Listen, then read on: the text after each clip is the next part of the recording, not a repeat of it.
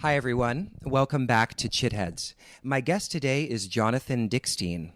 Jonathan is an intermediate level certified Iyengar yoga instructor and graduate student currently researching South Asian religious traditions, the question of animals and religion, and comparative ethics.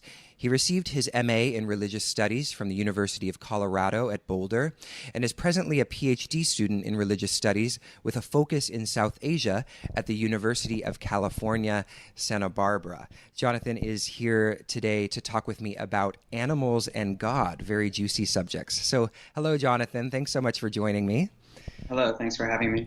So it's a pleasure to chat with you today, and I just completed reading your very interesting article, "The Strong Case for Vegetarianism in Patanjali Yoga."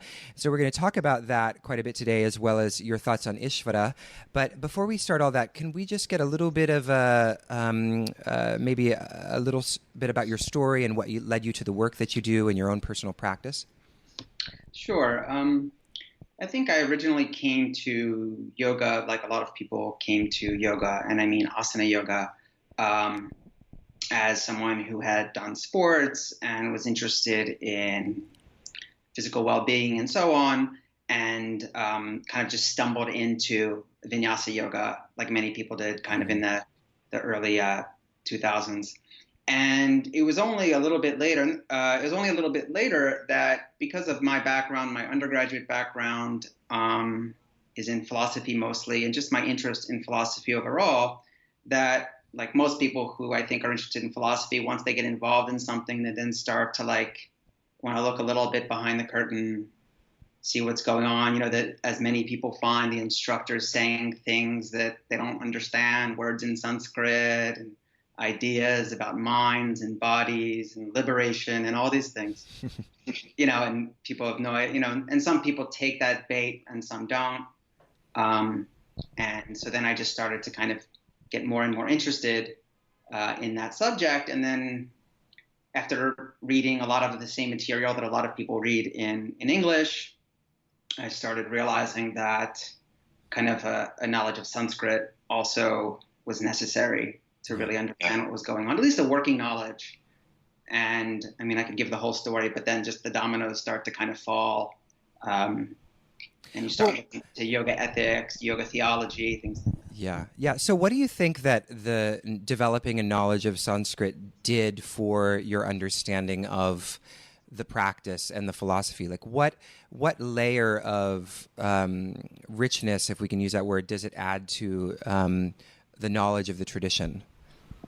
Well, I think that at least what I tended to find out that when I was reading, say, translations of the Yoga Sutra, as an example, you could put down a number of translations, and oftentimes practitioners, myself included, gravitate towards one translation over another.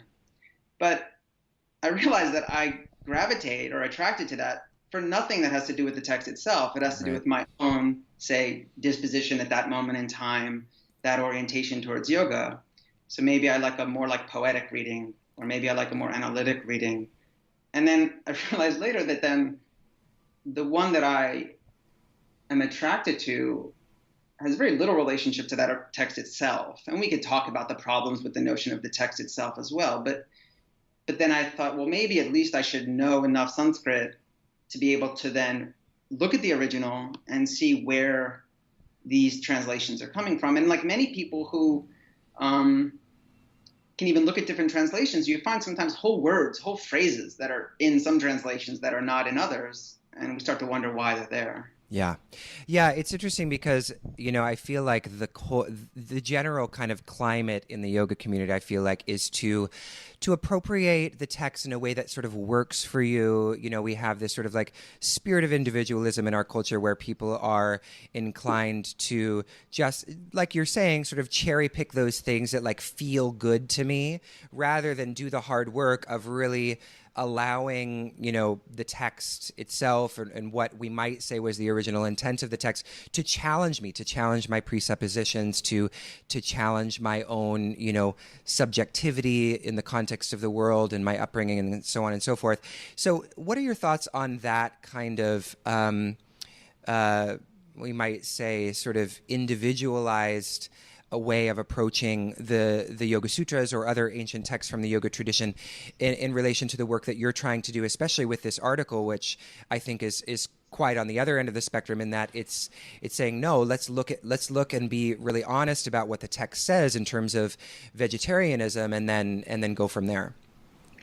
Well, I think the last thing you mentioned, I agree with, like a level of honesty, which doesn't mean that it necessarily prescribes anything after the fact. What I mean by that is that we can look at the text honestly and, as much as possible, kind of remove our stakes in it beforehand as much as possible, and then see what the text in that way is saying, or a certain individual is saying, or anything of that matter. And then we can start to orient ourselves towards it. And so I'm not trying to say that once we find what the text says, this is what we definitely do. Right. It means that when I take a certain kind of, say, creative license with a sutra or with a text or with a verse, and I present it to others, am I being honest that my presentation is a creative interpretation? Mm-hmm. Because I think what we tend to do is we like to rely on this quote-unquote yoga tradition or classical yoga tradition for some kind of authority, mm-hmm. some kind of authenticity. So it's kind of like we want to have it both ways. You know what I mean? And I'm more of the school of, I mean, it depends on how, I guess, a certain kind of yoga community orients themselves to a text or a tradition. But I would say that if you want to present a creative understanding of a text or a verse or whatever, then there should be honesty about how you're presenting it. And you don't need to lean on that authority unless that authority is a kind of bedrock in your community. And then there might be a little bit of a dilemma. Yeah. So then how do you feel about approaching a text, sort of extracting from a text what makes sense given your kind of cultural framework, and then letting the rest of it go and kind of ignoring the rest of it because it doesn't jive? Do you feel like that is an okay practice, or do you think that the text itself needs to be appealed to as a kind of, I don't know, a holistic representation of the tradition in that one text? I mean, I think a lot of the times it depends on whether we're really in it for transformation or not. In some ways, if I'm willing to be challenged by a text and rethink my life, rethink my decisions, rethink my ethical behavior, or maybe my lack of ethical behavior, if I'm in it for transformation, then I will take those seriously and make changes. Mm-hmm. If I'm not in it for that, and I'm basically trying to just use a different vocabulary to describe my life, but basically stay the same person. Mm-hmm. You know, where I'm just translating into another vernacular, but I'm not letting myself be affected and changed. I don't know. I think that's a different enterprise. Yeah.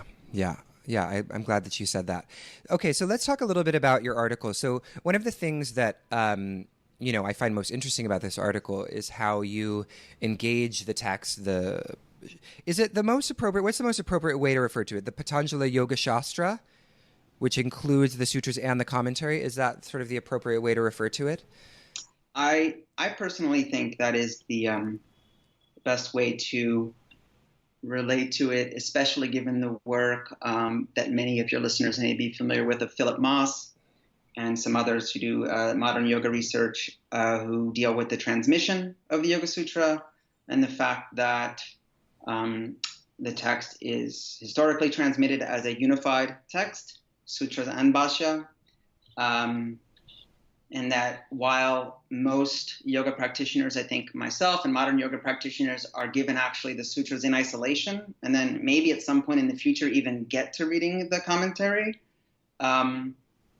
it's more so the case that odds are the case that the text is a unified text, bhashya and sutra, and then later on the sutras are just kind of plucked out. So we can talk about whether we want to talk about it as the Yoga Sutra, I'll be referencing the commentary as well, or Yoga Shastra. But I think Patanjali Yoga Shastra is probably the a good way to. Okay, just to clarify for the listeners who aren't familiar, when you're referring to Philip Moss's work, you're referring to the fact that he argues that Patanjali and Vyas were essentially the same person, and that the sutras and the commentary were written at the same time. Correct?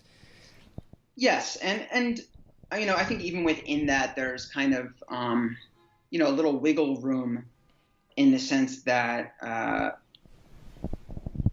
not knowing if there was pre-existent sutras that this Patanjali / Vyasa organized and then kind of brought in a commentary to elucidate them, or I like to think sometimes like this Patanjali is like curating sutras and bringing them forth.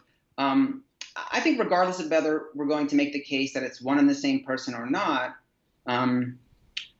I think it makes sense that the Yoga Shastra is the work of a single, I think Moss says, like a single authorial intention. Best to get it that way.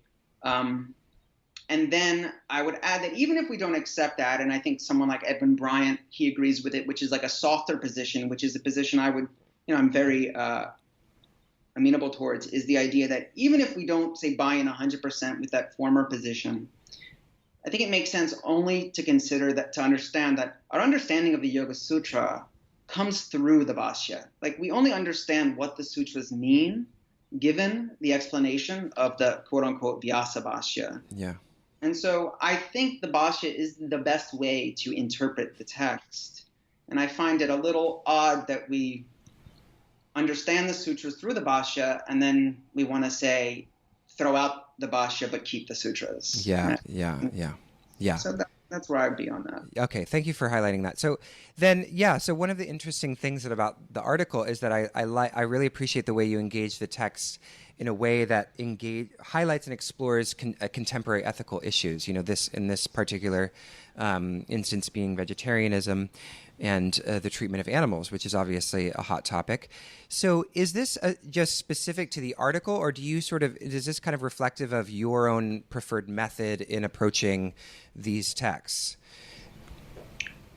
Wait, in which way exactly? So do you feel a kind of call to relate ancient texts to contemporary issues in this kind of way, or is this just an individual kind of focus for you? What I found, that I think that in the history of both Western philosophy and in I won't say Eastern, but I'll just say Indian philosophy, is that there seems to be a dilemma of how to deal with non-human animals ethically. There's a big dilemma. We don't know what to do with them because we understand instinctually, reflectively, emotionally that non-human animals are not like rocks. They're not like plants. They're not inanimate objects. I mean, all of us intuit, even a child intuits that animals can be harmed. And as just one example. And so I found it very interesting because when I got involved in yoga and I became a vegetarian, I remember the moment when it had nothing to do with animals whatsoever. I knew that this was some kind of ethic that I should practice as a yoga practitioner if I wanted yoga to, quote, like to work, right? If I wanted magic to work. But I never really thought about the ethic in itself. But then when I started to think more about ahimsa and think about non-human animals, you start to think about how, yes, violence most certainly can be done towards non-human animals. And the Yoga Sutras Bhashya on its verse on ahimsa specifically and almost exclusively talks about animals. So just to kind of tie that up is the idea that in the mind of the commentator of the Yoga Sutra, when nonviolence was being talked about, his axiomatic example is non-human animals. So it must have been an issue, just as much a controversial issue then as it is now. And even before the Yoga Sutra, when you talk about Vedic sacrifice, centuries and centuries before, even then there is unbelievable dis-ease with the relationships with animals and the violence done to them. Okay, so I want to sort of go a little bit tangential just for a moment because I want to back up a little bit and talk about something you discussed before you start to hash out the arguments for vegetarianism, which is the three yogas or possibly more in the sutras. And we've talked about this on the podcast before, but I like to bring it up just because, you hear many practitioners almost exclusively referring to just the Ashtanga yoga as the kind of the yoga of the sutras and not really reflecting upon or mentioning that, there's 2, 3, possibly more. So can you talk a little bit about the different yogas and the kind of controversy or confusion about how they relate and intersect? Sure. Kind of maybe contrary to the way that we would organize a text ourselves, where we would start kind of at the most basic practice for the most kind of like a normal practitioner. The Yoga Sutra starts actually with the already advanced practitioner. And it introduces in saying that, this chapter is for the one of collected mind, the Samadhi Pada. And it defines yoga as yogas chitta vritti nirodha. And the chapter is dedicated to that goal. And the entire text is dedicated to yogas chitta vritti nirodha, the cessation of mental fluctuations. But the first chapter is already for someone of this kind of collected mind, in the sense that they don't need to do the things that the second chapter is going to talk about. So they could just read the first one and be like, well, I'm one of collected mind, so I'm just going to stop here. Yeah, I mean, fortunately, when we practice, we realize like, oh, maybe I'm one of those second chapter people. Yeah. And a lot of people think that that's actually, if we want to say something is like Patanjali yoga, it's the first chapter yoga. Okay. And it's pretty much dedicated to one-pointed concentration.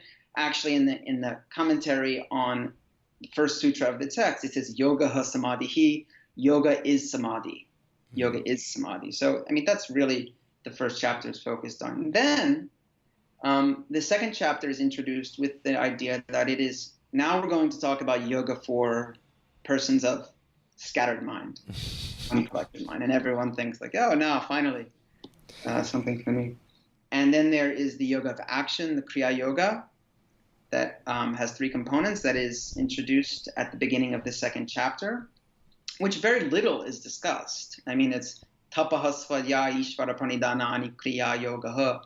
Tapas, austerity, svadhyaya, own study, and ishvara pranidhana, devotion to God, or devotion to Ishvara. And there's little spoken about that at the beginning of the second chapter. And then later on, just almost not out of the blue, but oddly, the text talks about this Ashtanga yoga, this 8-limbed, or this yoga of 8 auxiliaries or ancillaries, or other terms that people have given to it. 8 limbs, which is a kind of step-by-step, gradually ascending structure for the practice of yoga. Now, the problem is what we have is, I mean, the first chapter can kind of stand alone in its understanding of yoga. What we don't really know so much is how this Kriya Yoga and this Ashtanga Yoga interact. And while I think a lot of people have done some very ambitious, creative gymnastics to weave them together, I think it's better to think that Patanjali, as I've said, is a kind of curator, a compiler, and doing his best to accommodate a number of yogas existent at the time.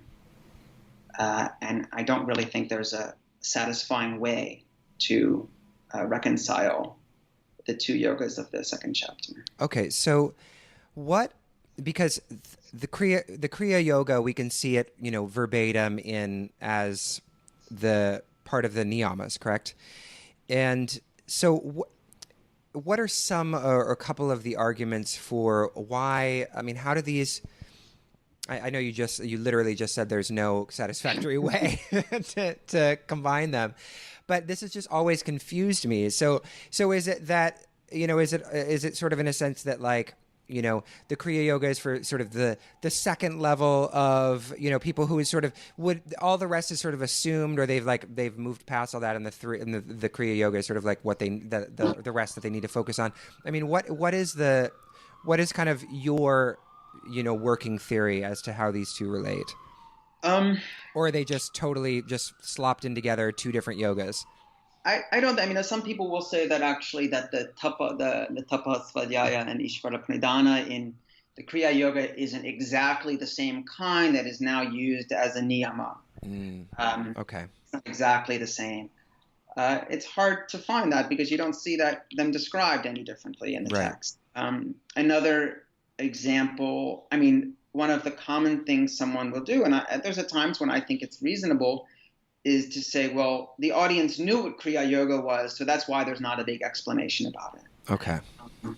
I mean, another great example is most of this text is talking about a chitta, or a mind complex. It would be great if in the sutras Patanjali gave a definition of what the chitta is. So we can either say, oh, it was assumed by the audience. But there are times, I mean, maybe we'll get to later when we're talking about Ishvara, where, for example, Patanjali says tato nimadi. He's talking about powers, and he says tataha anima adi. He's like the powers beginning with minimization, which assumes that if you say etc., people know what you're talking about after the fact. I mean, it has to be kind of assumed. But in this situation, I haven't looked at some of the more interesting ways people have reconciled these. I don't find them satisfying. And then I would probably say, as a blanket statement, I don't think it's helpful to look at the Yoga Sutra as a watertight philosophy at all. Right. It has numerous problems and shortcomings, even regarding certain conclusions I will make about the text that I think are not fully satisfying. And so I think we would have to zoom out and say, when were we ever given the idea that there's something called a classical yoga philosophy? And how many assumptions go into it? And I think this is one case where we might just want to say, let's leave that for another day. And yeah, and it's interesting because I like what you said about, why do we assume that this, it's sort of problematic to assume that this is going to be a watertight text, because also, that the idea that, that a philosophical text should be kind of watertight and logically coherent at every, juncture is kind of our, own samskara, right? That's like our way. That's our tradition of writing text. So imposing that upon it in our own interpretation is somehow problematic, right? Yeah, and we can just say this is a shortcoming of the text. I mean, there's no reason why we can't say this is a fault of the text, but there might not be a lot of extremely useful or insightful, inspirational aspects of the text. It's not an either or. Right. Okay, interesting. Okay, so take us through, you've talked about sort of your general idea of the Yoga Shastra supporting, this nonviolence towards animals. But can you take us a little more closely through the arguments for vegetarianism that you outline in your paper? Sure. Well, the paper is called The Strong Case for Vegetarianism in Patanjali Yoga. And at the beginning, I say, well, here are some not strong arguments, meaning arguments that are also used, such as arguments from compassion in the Mayatri Karuna Sutra 133, 133. And I don't think those work. And yet we do have a very, very clear definition when the text talks about the yamas in Ashtanga Yoga, right? And we should understand that also that they are gradual, they are progressive steps. And so it's odd also that we don't teach yama in yoga communities first, right? We don't teach it first, even though Patanjali is clearly teaching it first. And at that point, you have the 5 yamas: non-violence, non-lying or truthfulness, non-stealing, celibacy. I know we like to translate that differently, but yes, we do. Aparigraha, non-grasping, are the 5 yamas. And it's important to note that in the commentary stipulates that actually there are 5 yamas, but ahimsa is the root. It's like the main restraint, and the others are only taught in order to teach it. Like they're only versions of it in a way. And then following that sutra, that's at 230, then at 231, the otherwise, I mentioned this a lot, otherwise very diplomatic Patanjali. I mean, in the first chapter, Patanjali gives a list of things you can meditate on, and then at the end he just says, like, whatever you want, whatever gets you concentrating, like whatever, I gave you some ideas, now it's your choice. 231, I mean, he says, Jati de Shakala Samayana Vachinaha Sarva Bauma Mahavratam.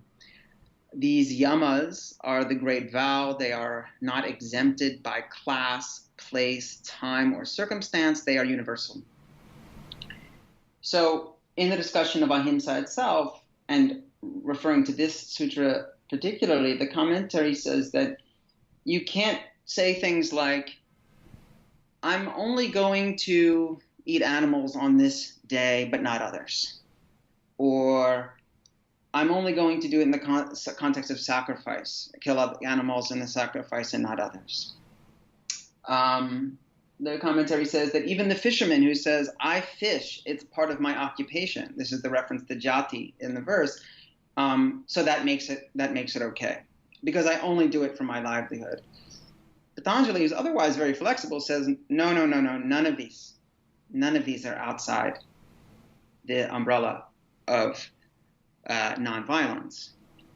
Now, what we don't get in that sutra, or those 2 sutras, is what violence means, and hence what nonviolence means. So in another article, I think I remember reading something that was in Yoga Journal or something about the yamas, and it was saying Patanjali doesn't tell us what to do. He talks about nonviolence, but not what to do. Mm-hmm.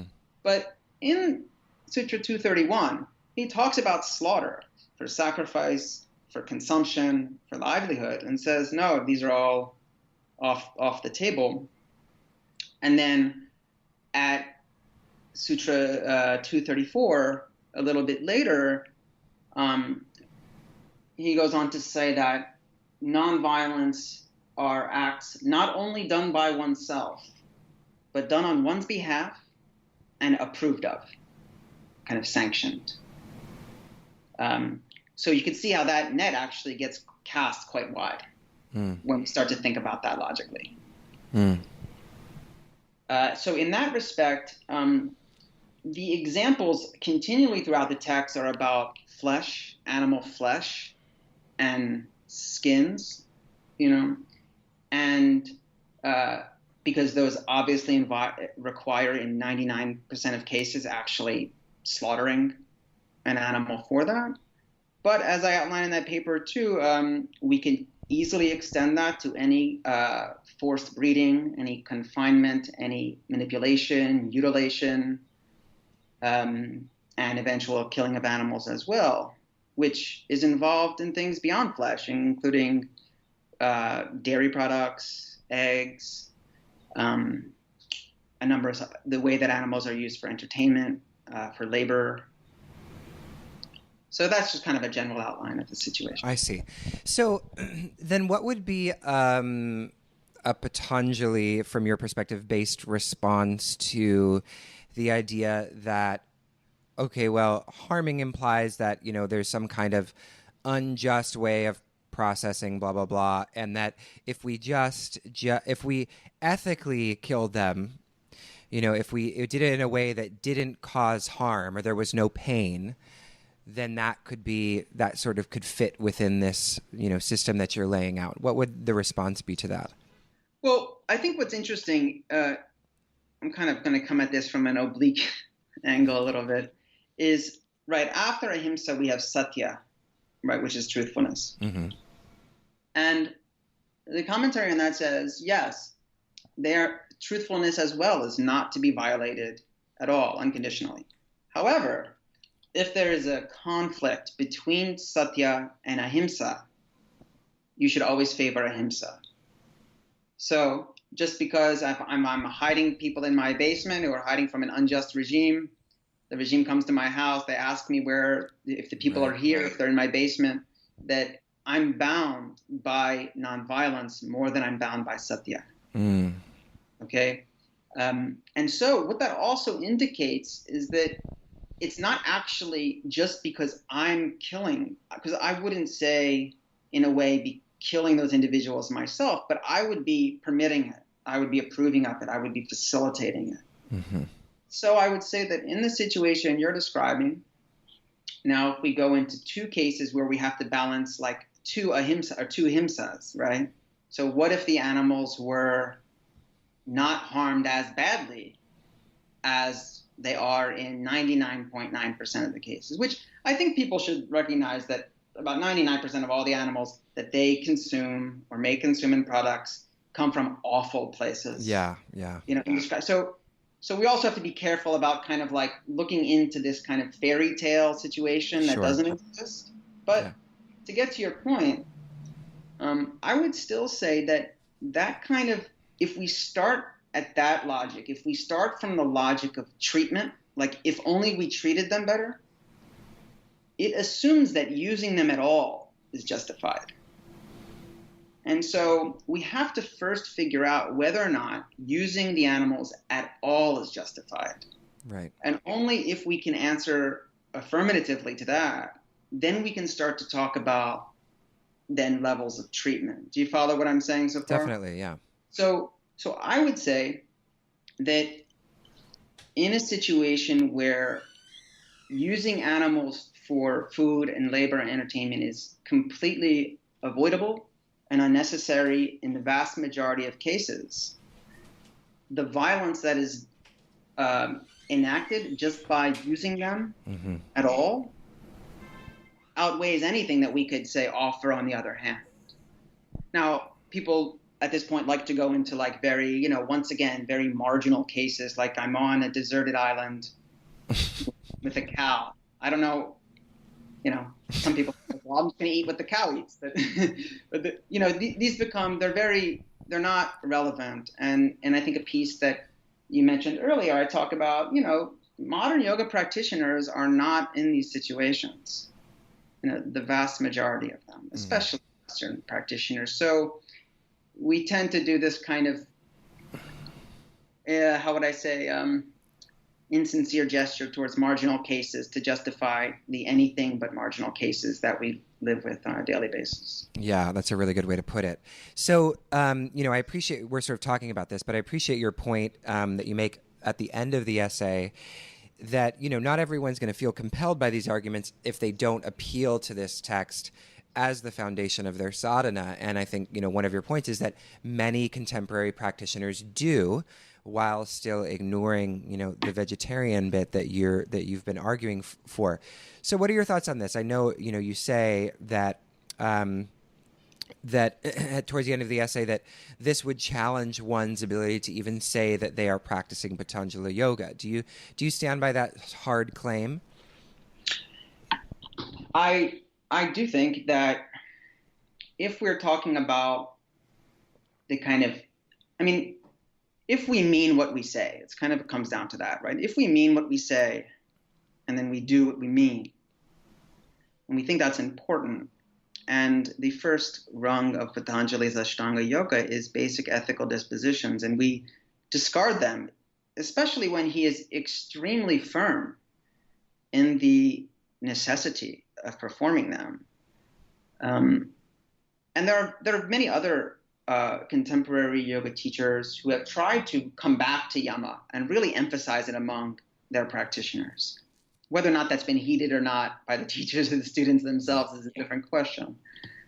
But I would first say that, yes, I think that it is important not to exploit the name classical yoga or Patanjali's yoga for the sake of this aura of authenticity, of this aura of kind of ageless yoga tradition. Mm-hmm. And I would think that, the flip side of that is I don't think there's a need for practitioners to rely on that, for them to have valuable and worthwhile sadhanas.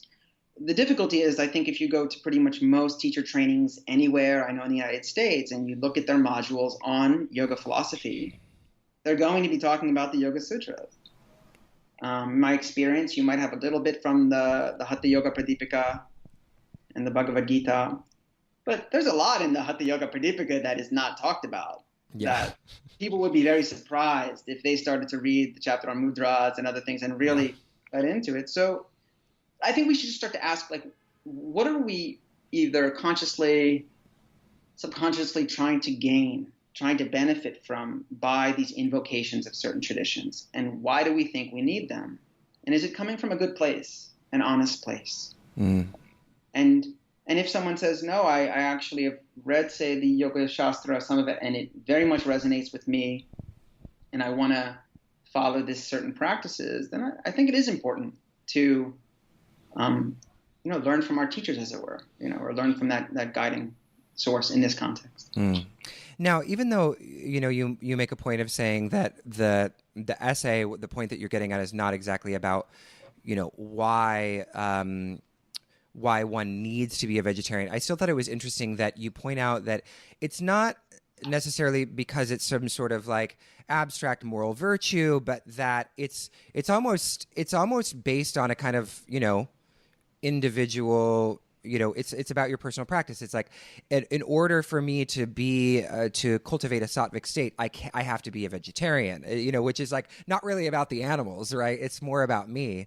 So, which I think is interesting because it's because most people, when they approach vegetarianism, it's really about it's morally, and there's this sort of transcendental morality about not about the ethical treatment of animals, whereas this is really, it's like, no, this is like, it's just practical. Like, if you want to cultivate this sattvic state, blah, blah, blah. So I'm interested for you if you want to unpack that a little more. I know that you just sort of bring that up in the article. You don't really go too deeply in it, but I thought it was really interesting. Yeah, I mean, it's a very tricky topic because it is a criticism waged not just against Patanjali Yoga, but also early Buddhism and Jain traditions, as well as, all of these practices are very much self-centered. Mm-hmm. And I mean that in a kind of literal sense, like organized around my own salvation. Yeah. I'm only doing these practices for my own salvation. In that way, I'm using salvation, meaning moksha, kaivalya. And so, yes, in the way in which it's framed in the Yoga Sutra, meaning the reason why you would do these things is to transform your consciousness, right? The last verse of the third chapter talks about how when the intellect becomes as clear as if it were the Purusha, as if it were the self, then there's kaivalya, then there's liberation. So it's a constant sattvaizing process. Yeah. So that is completely a legitimate claim. Now, what that doesn't do is affect the force of one's need to practice nonviolence. It doesn't change that fact. That's just one reason why it becomes absolutely necessary.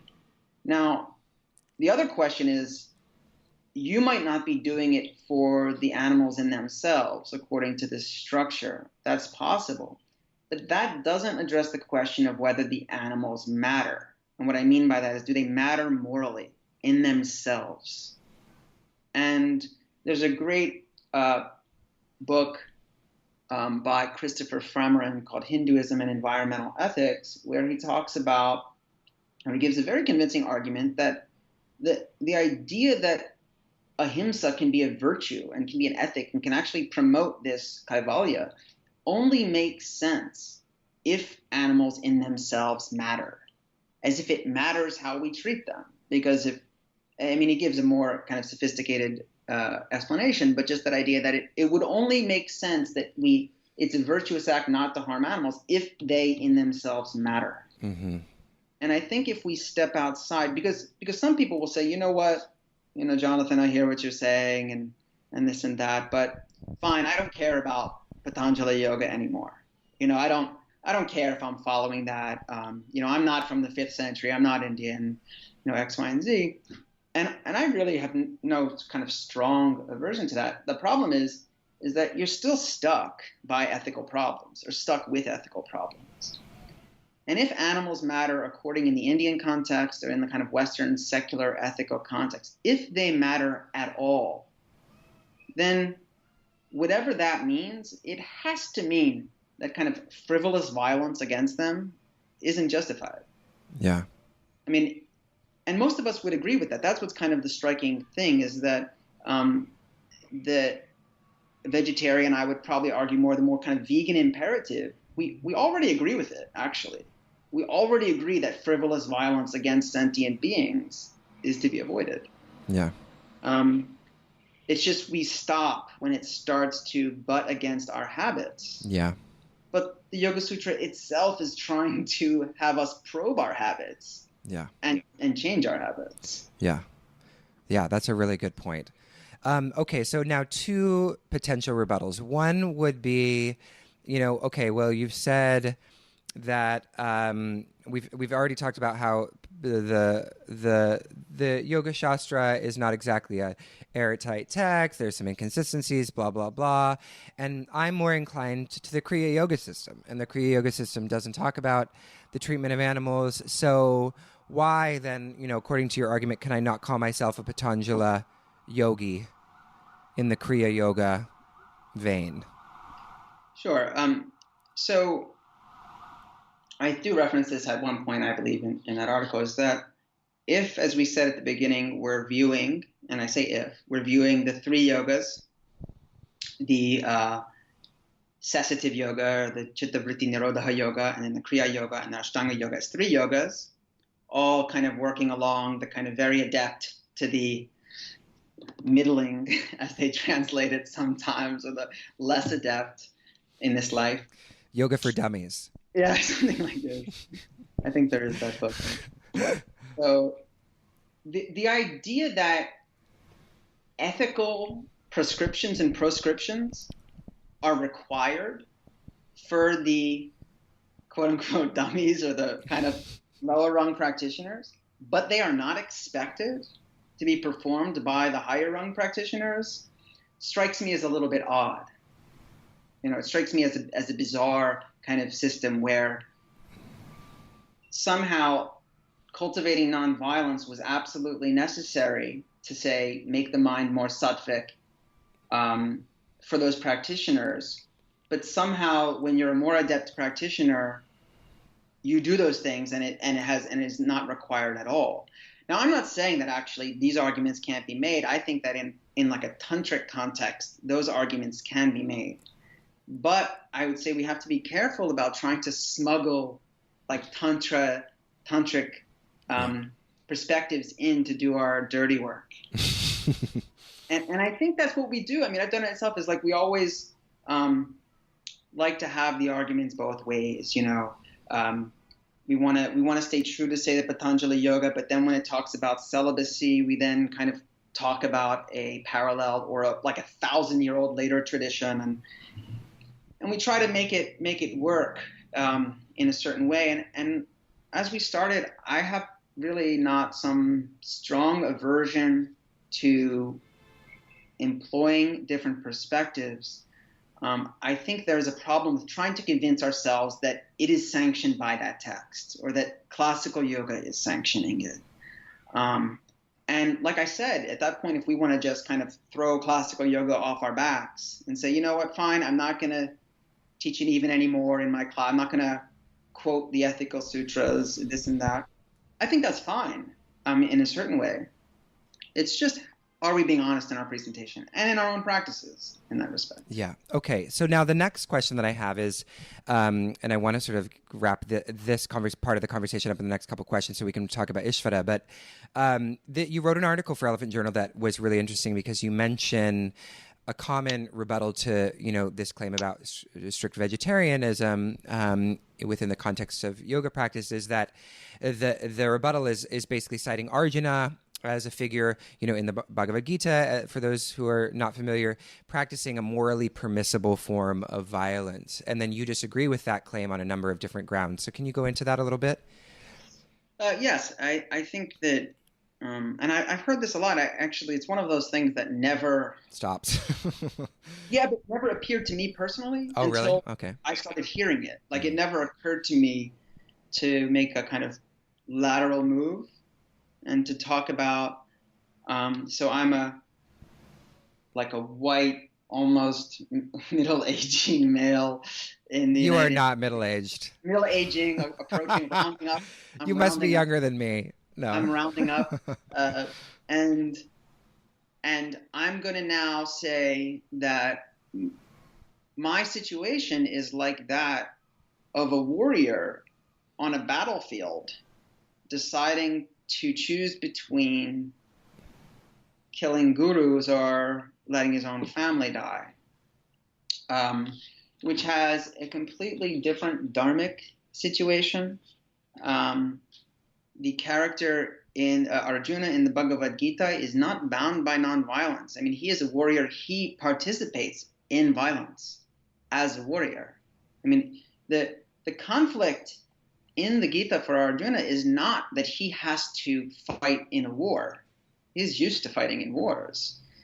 It's the problem of having to choose between his family or his gurus, and the fact that doing out of a kind of dharmic necessity, right, or as Krishna urges him to fight, means that he has to do that and fight against and eventually, kill his gurus. This has very little relevance to the situation that modern yoga practitioners find themselves in. And so the one point is the dharmic difference. I mean, there's a few points I list, but I think the main ones are this dharmic difference. And then also the fact is that, once again, we are in this very, very marginal case. We are in a situation that has no relevance. It's like saying that because in a time of need and my family might starve, I might steal food. And because of that, then at any time stealing is acceptable. Right. Right. So we're not in that situation, dharmically, historically, physically. And I think that, once again, because we have so much invested in our habits, not just our eating habits for ourselves, but how much they're tied to our families, how much they're tied to traditions, how much they're tied to so much that it's hard to just stop and consider the arguments on their own. And it's easier then to quickly try to locate some example. And because it's from a text like the Bhagavad Gita, then it'll work. But I think once we calm down, we realize that it has very little application in this situation. Good answer. Great.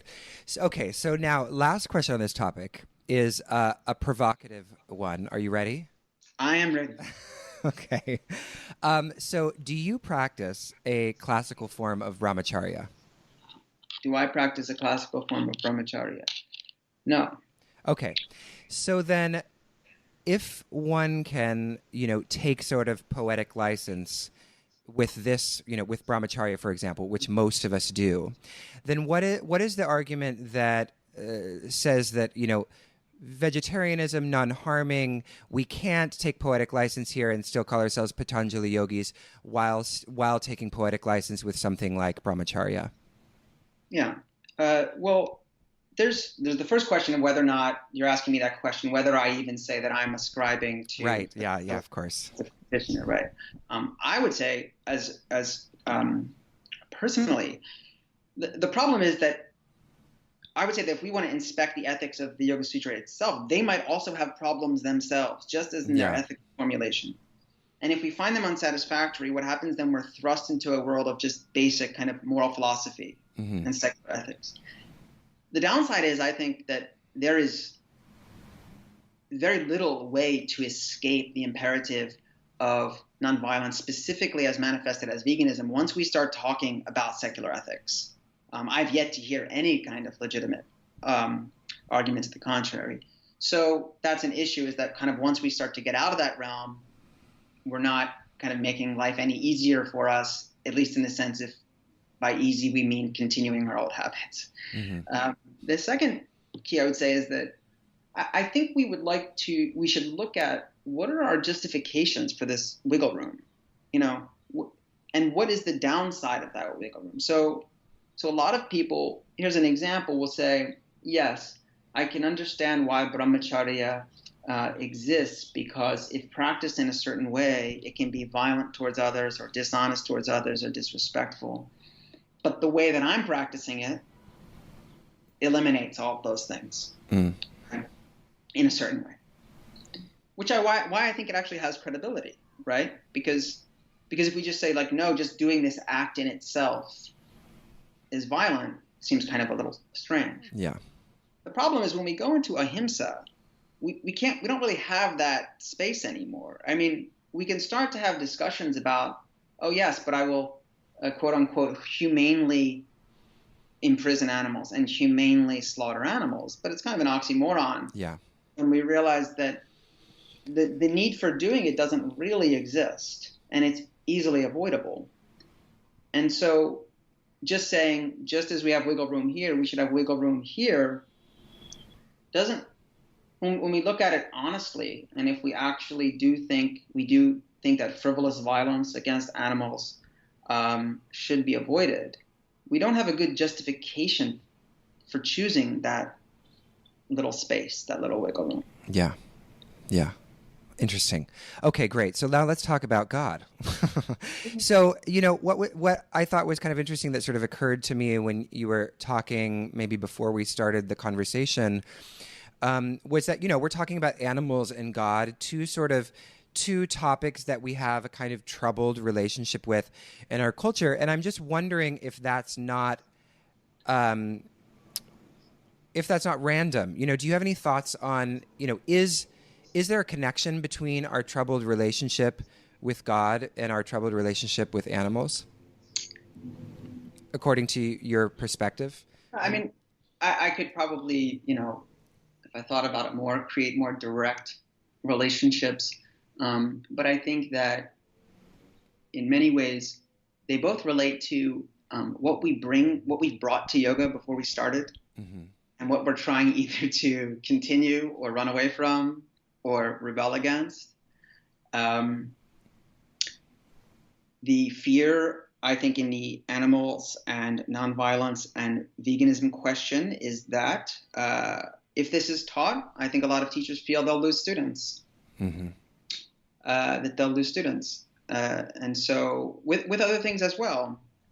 And so because many people are making a living off teaching yoga, and I'm not criticizing that, I'm just saying that oftentimes we might make decisions in order to accommodate sensitivities of the students. And in a sense, maybe that's necessary at first, but because I don't think most people who walk into a yoga class as it's been presented in the West, in modern postural yoga, were expecting that at the beginning of class, someone was going to ask what they had for lunch.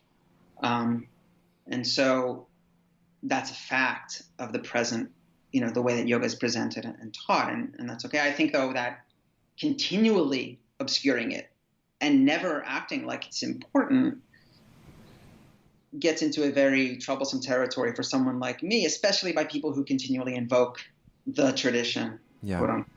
Now, with Ishvara and God, we have a situation where, a lot of people come to yoga because they were trying to escape God. Yeah. And then all of a sudden you're bringing God back into it and think, oh my God, I came here to get away from that. And now you're just giving another name, but adding a lot of similar baggage. And so you think that motivation is behind all of these sort of attempts to interpret Ishvara as archetypal yogi, or which we hear a lot, or something else entirely. But let me just jump in. Sure. I don't think that's the case in the academic context. Right. Sure. I don't think that's the case in the academic context. I think more so, and we could also talk about how actually talking about Ishvara in, say, even Patanjali-inspired modern postural yoga isn't very necessary. I mean, the preferred route, or the most traveled route in the Yoga Sutra, is not about God. So it's not as if we leave out an emphasis on God in Patanjali-inspired yoga that we're hiding that much. Mm. So, but I think we also leave it out in, say, modern postural yoga because of sensitivities of students. Though I don't think that's why it's challenged in an academic context whatsoever. It's for different reasons. Okay. So, why, what is Ishvara? So obviously, Ishvara is not God. This three-letter word God that has a whole host of different resonances and connotations and a whole rich history of baggage. It's not the same, it's not the same concept, and we can make this argument that, conceptions of God shift across culture. So what is the nature of God as Ishvara? So, we could explode this conversation and get very complicated, and some of the work I do gives more of the backstory to this. Right. But I think it probably helped to stay within the confines or the general orbit of the Yoga Sutra for this conversation. Yeah, I think that's a good idea. And like the word Ishvara itself can be used pretty much in two senses. It can be used as a kind of, maybe in English, like a lowercase Lord with an L and a capitalized L, Lord. And you could say that something like Shiva is a Yogeshvara, he's a Lord of Yoga. And in that sense, Lord doesn't mean God of yoga, capital G, God. It means like a master of yoga. So you have it in a lowercase sense of a Lord of yoga. And that's generally in earlier texts, in Upanishadic texts, and in Mahabharata. And in Mahabharata, you see these uses. There are some kind of more idiosyncratic or outliers, but by and large, that's what you see. And you also see it used to refer to this kind of Godhead, maybe some form of Vishnu, Narayana, Krishna. But by and large, in those cases, you will see it as something like Parameshvara, Supreme God. Or, you see it with Purusha too, but like Parameshvara is a good example. And so, but then at other times, even in the context of discussions about the same Godhead, the term just Ishvara will be used. You'll also get Uttama Purusha, the foremost Purusha, the foremost self, will be used sometimes to refer.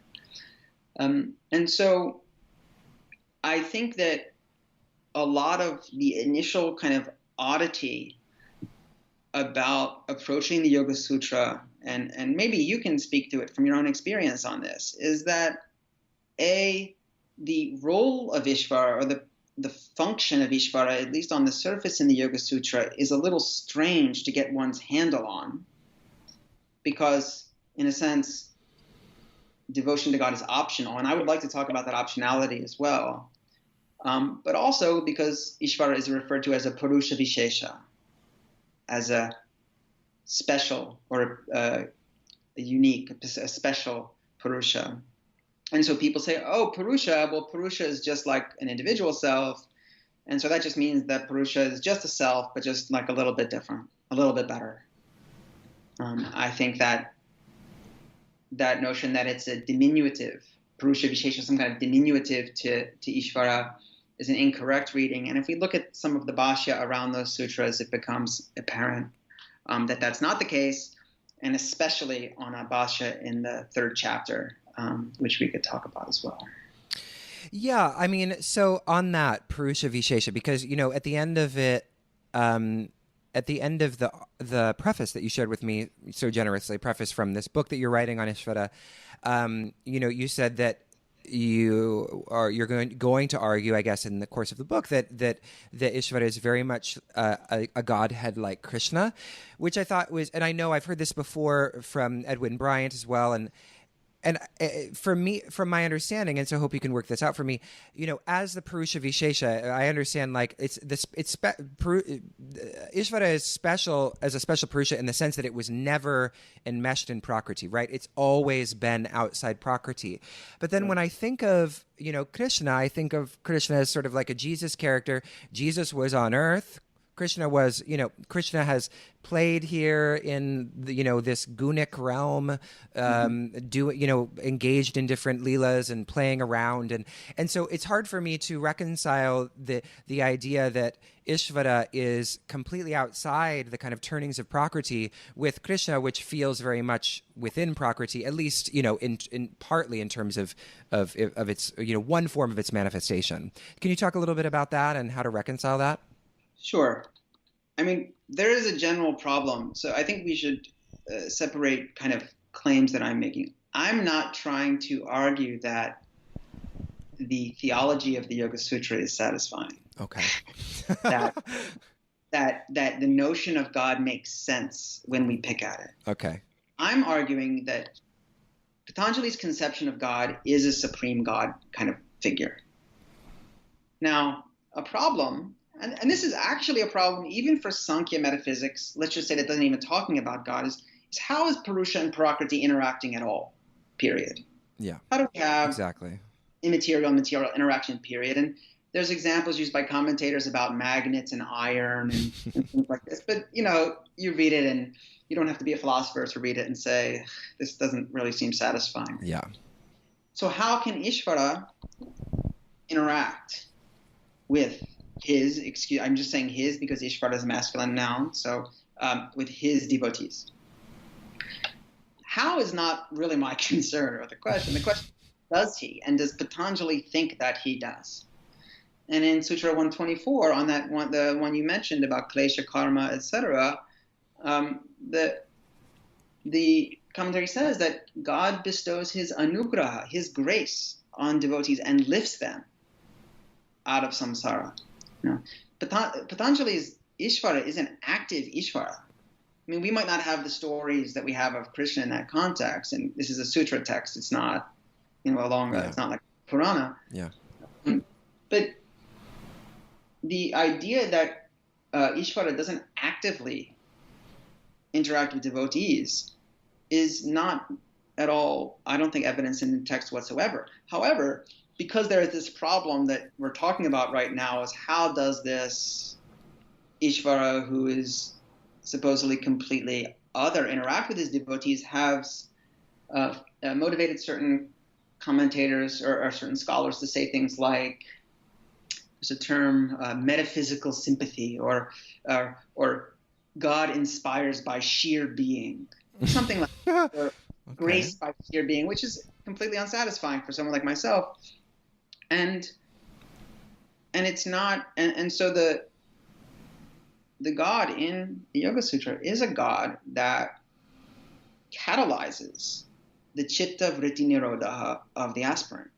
That's the other path. That's what Ishvara's role is actually affecting the highest purushartha, the highest aim of the aspirant in the text. Now, what I just claimed relies on my understanding of how Sutra 123, Ishvara Pranidhana Adva, where that functions in the text.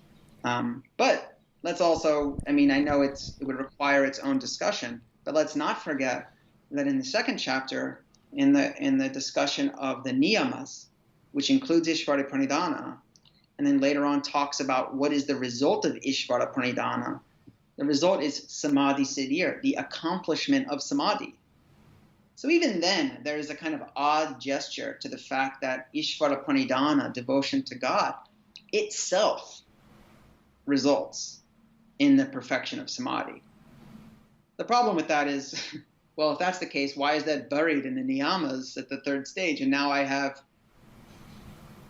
5.5 or whatever, 6.5 other limbs to go through, right? So that's an odd part. My point is just to emphasize the fact that for numerous reasons, I think Patanjali's Ishvara is very much a bestower of grace in that sense. Yeah, so interesting. Awesome. Well, we're right at the end of our time actually now, and I've really enjoyed this conversation. We've been talking about some stuff that we haven't covered on the podcast in a really kind of unique way, so I'm really grateful for your time. And I just want to give you an opportunity now if there's anything else you'd like to share in terms of what we've talked about, if you feel like we didn't wrap up any particular topic, or if you just want to share anything about your work or where people can find you. Um, well, no, I think I would just like to kind of circling back to our initial topic, think about that if we are practicing yoga for the sake of discrimination, Mm-hmm. self-knowledge, honesty, and not to mention the number of other reasons people get involved in yoga, I think we can look at what nonviolence means and what it means vis-a-vis our habits. And I would seriously start to consider our relationships with non-human animals in a very, very serious way, and recognizing that we we kill 60 billion land animals every year. Every year. I mean, in the United States alone, 9 billion chickens are killed every year for Wow. absolutely no need whatsoever. And we ask ourselves whether or not that anumodita and Patanjali krita karita anumodita, like on our behalf and approval, do we want to take part in these systems as yoga practitioners or just maybe ethical persons? So I just think that we could talk about that in yoga communities more, Yeah. without fear of students getting scared away, and we'd actually start to treat each other like adults, like reflective individuals who want to inspect Yeah. mental and daily lives. Yeah. And not be afraid to talk about the challenging stuff. Yeah. Thank you so much for ending on that note. That's great. So now, is there you have an academia.edu site. Is there anything else you want to share about getting in touch with you? Individuals can find me through the University of California, Santa Barbara Religious Studies Department. You can also find me on Facebook, which I largely use to talk about these issues. All these stuff, yeah. And I welcome. Whenever I give, I'll say one last thing. Whenever I've given talks, because I've given talks on animals, nonviolence, and yoga in yoga studios, and just kind of talk about these general issues. And I usually ask, like, please, show me where I'm mistaken. Where is this mistaken, or what can we learn? So I'm very open to listening to other sides, but at the same time, I wish we might want to think about the fact that if we don't have a good answer to certain questions and certain justifications for our behavior, maybe we should think about changing those behaviors. Absolutely.